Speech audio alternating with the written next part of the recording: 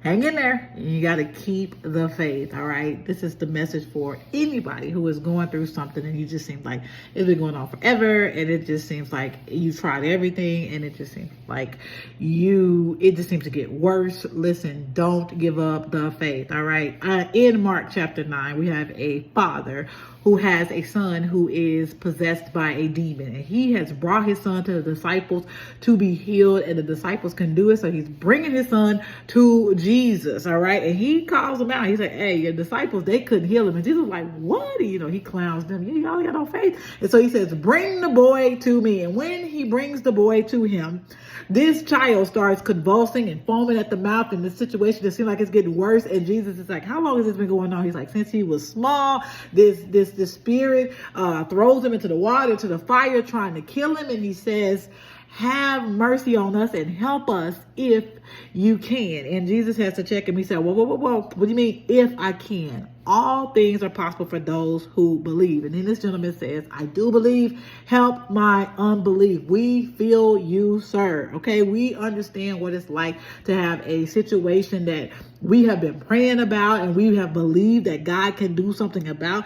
That's the reason why he brought him to the disciples. He had the faith. That's the reason why he's bringing him to Jesus. He has the faith. But then I bring him to you, and then look at him. He's convulsing. When it starts to get bad, we start to feel like, oh my gosh, maybe, just maybe, I heard wrong. Maybe it's not going to get better. Maybe you can't do anything about this situation, or you won't do anything about this situation. But look at what Jesus says. Jesus says, first of all, what do you mean if I can? He checks this gentleman and lets him know that I can do all things. Okay, there is nothing that God can't do. So let's get that out your head. Now let's address the second problem, which is that all things are possible for those who believe. You got to believe in problem. Now, this gentleman lets him know, I do believe, okay? We see your faith, and we've been praying, and we've been waiting, and we've been praying some more. We've got other people praying, and we've tried everything we know how to try. We have the faith, but then there is also unbelief and doubt present when it ain't happening. When it's getting worse, we start to believe that it ain't gonna happen.